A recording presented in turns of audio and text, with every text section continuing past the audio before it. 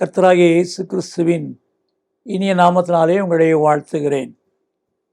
காருண்ய தேவனின் கிருபைகள் என்ற நிகழ்ச்சிக்கு உங்களை அன்பாக அழைக்கிறேன்.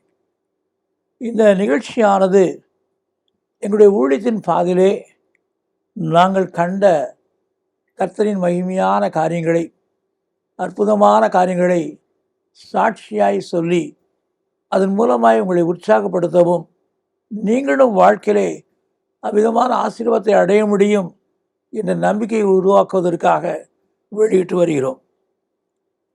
ஒரு முறை ஒரு தேசத்திலே ஊழியங்களை செய்து கொண்டிருந்தேன்.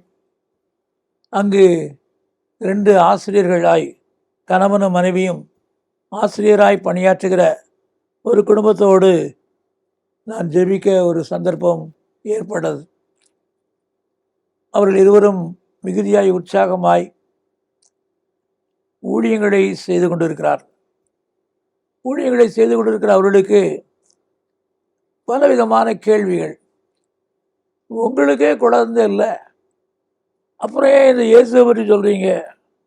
நீங்களே குறைவுடையவர்களாக இருக்கிறீர்களே, திருமணமாகி இத்தனை ஆண்டுகள் ஆகியும் குழந்தை இல்லாமல் நீங்களே வாழ்ந்து கொண்டிருக்கிறீர்களே என்று சொல்லி எதிர்கேள்வி கேட்பதினாலே உற்சாகத்தோடு ஊழியங்களை செய்ய தடையாக இருந்தது. அவர்கள் நன்றாய் ஜெபிக்கக்கூடியவர்கள் தான். ஏன் இந்த போராட்டம் என்று தெரியவில்லை. அவரிடத்தில் சொன்னேன், மருத்துவ ரீதியாய் பாருங்களேன். அவர்கள் மருத்துவ ரீதியாய் பார்த்தார்கள். எந்த குறைவும் இல்லைன்ட்டாங்க. எந்த குறைவும் கிடையாது. கலங்கி கொண்டிருந்தார்கள். அவர்களுக்காக ஜெபிக்க ஆரம்பித்தோம். அவர்களோடு இணைந்து ஜெபிக்க ஆரம்பித்தேன். அப்பொழுது ஒரு காரியத்தை நான் கண்டு அவர்களை கேட்டேன், இந்த பெயருடையவர் யார்? இந்த பெயருடைய மனிதர் யார் என்று சொன்ன உடனே, அதுவா, அந்த சகோதரி சொன்னார்கள், அது என்னுடைய அண்ணன், அவர்கள் மரித்து போய்விட்டார்கள் என்று சொன்னார்கள். ஏன் அவர்களை நினைக்கிறீர்கள்? அதே உருவத்திலே ஒரு பிசாசு உங்களுடைய வாழ்க்கையை கெடுத்து கொண்டிருக்கிறது என்று சொன்னேன். அப்படியா என்று சொல்லி அவர்களுக்குள்ளாய் வரிய வியப்பு. இந்த உருவத்தில் ஒரு பிசாசா என்ற கேள்வியும் வந்தது. ஆமாம், அது உங்களுடைய கற்பத்தை கலைத்து கொண்டே இருக்கிறது என்று சொல்லி சொன்னேன். அந்த சகோதரிக்கோ 48 ஆண்டுகள் ஆகிவிட்டது. 48 ஆண்டுகளான அந்த சகோதரிக்கு கர்த்தர் உங்களுக்கு குழந்தை தருவார் என்ற வாக்குறுதியை கொடுத்தார். கணவர் 53 வயது நிறைந்தவர். அவருக்கு மிகுந்த சந்தோஷம்தான். ஆனால் அந்த நாளிலே நடைபெற்ற நிகழ்ச்சி என்னவென்று சொன்னால், அவர்களுக்கு விரோதமாய் மறைந்து செயல்பட்ட தீங்கின் ஆவியை கர்த்தர் முற்றிலுமாய் நிர்மூலமாக்கினார். பிசாசின் கிரிகளை அழிப்பதற்கு வெளிப்பட்ட இயேசு கிறிஸ்து அந்த குடும்பத்தாருக்கு விரோதமாய் போராடின பொல்லாத ஆவியினுடைய காரியங்களை அழித்தார். அதனுடைய விளைவுதான் அந்த 2 பேருக்கும் அந்த வயதிலேயே குழந்தை பிறந்தது. அவளுக்கு ஒரு குழந்தை பிறந்தது. மிகுந்த மகிழ்ச்சி, மிகுந்த சந்தோஷம்.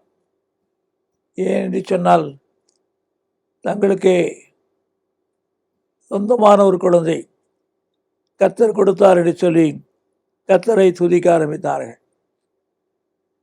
இந்த வார்த்தைகளை கேட்டுக்கொண்டிருக்கிற சகோதரனே, சகோதரியே, இதை போல உங்களுடைய வாழ்க்கையிலும் திருமணமாகி பல ஆண்டுகள் ஆகிவிட்டது, குழந்தை இல்லையே என்று சொல்லி கலங்கி கொண்டிருக்கலாம்.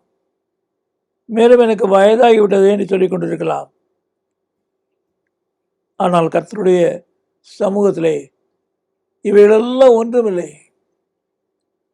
அவருக்கு லேசான காரியம் இது. அந்த லேசான காரியத்தை அவர் செய்து நம்முடைய வாழ்க்கையை ஆசீர்வதிக்கிறவர் அவர்.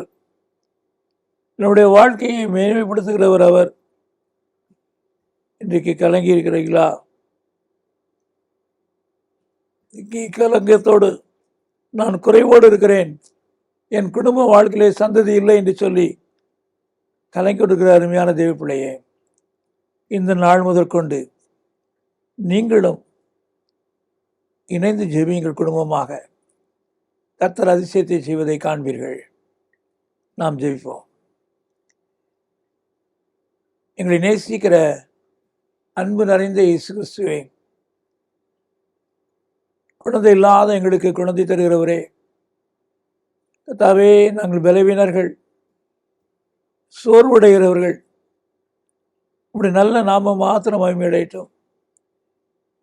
இல்லாதவைகளை இருக்கிறவைகளை போல அழைத்து எங்களுக்கு அருளுகிற தேவனே, உடைய சமூகத்திலே நாங்கள் எங்களை தாழ்த்துகிறோம். நாங்கள் இன்று உடைய மகிமையான காரியங்களை கண்டு கழிவுகிற உதவி கர்த்தாவே, உடைய நாம மகிமையடையட்டும். உம்முடைய கண்ணிலே தயவு கிடைக்கட்டும். உடைய பிரசன்னம் பெருகட்டும். எதை குறித்தும் கலங்காதபடி, எனக்கு வயதாகிவிட்டது என்று சொல்லி எண்ணாதபடி, குறைவுகளை குறித்து எண்ணாதபடி, நிறைவை நினைந்து துதிக்கட்டும். அற்புதங்களை சுதந்திரிக்கட்டும். இயேசு கிறிஸ்துவின் நாமத்தில் பிதாவே, ஆமென். இந்த நிகழ்ச்சியை பற்றிய உங்கள் கருத்துக்களையும் உங்கள் சாட்சிகளையும் உங்கள் ஜெப விண்ணப்பங்களையும் எங்களோடு கூட பகிர்ந்து கொள்ளுங்கள். கர்த்தருடைய நாமம் மகிமை அடைவதற்கும் எங்களை ஊக்குவிப்பதற்கும் அது ஏதுவாக இருக்கும். எங்கள் ஜெபதுனி மாத இதழ் தமிழ், ஆங்கிலம் மற்றும் சிங்கள மொழிகளில் வெளியிடப்படுகிறது. பெற்று பயனடையுங்கள்.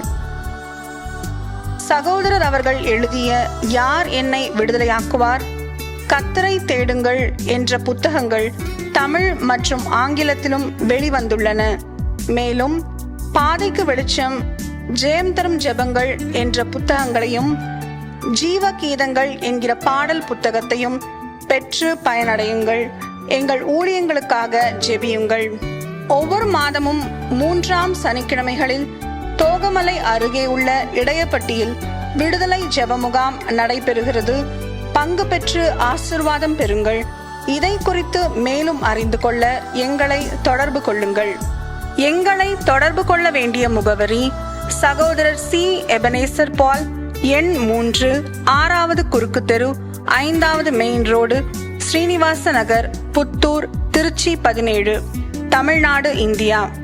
எங்கள் தொலைபேசி எண்கள் 0431 278 0938 மற்றும் 9842 65132. எங்கள் மின் அஞ்சல் முகவரி prayer@jebadani.org. எங்கள் இணையதள முகவரி www.jebadani.org. Our contact address is Brother C. Ebenezer Paul, number 3, 6th Cross Street, 5th Main Road, Srinivasa Nagar, Puttur, Trichy 17, Tamil Nadu, India.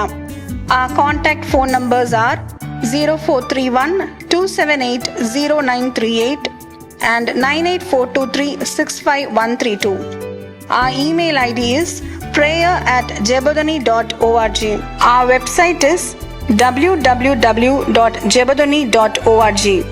கர்த்தர் தாமே உங்களை ஆசீர்வதிப்பாராக.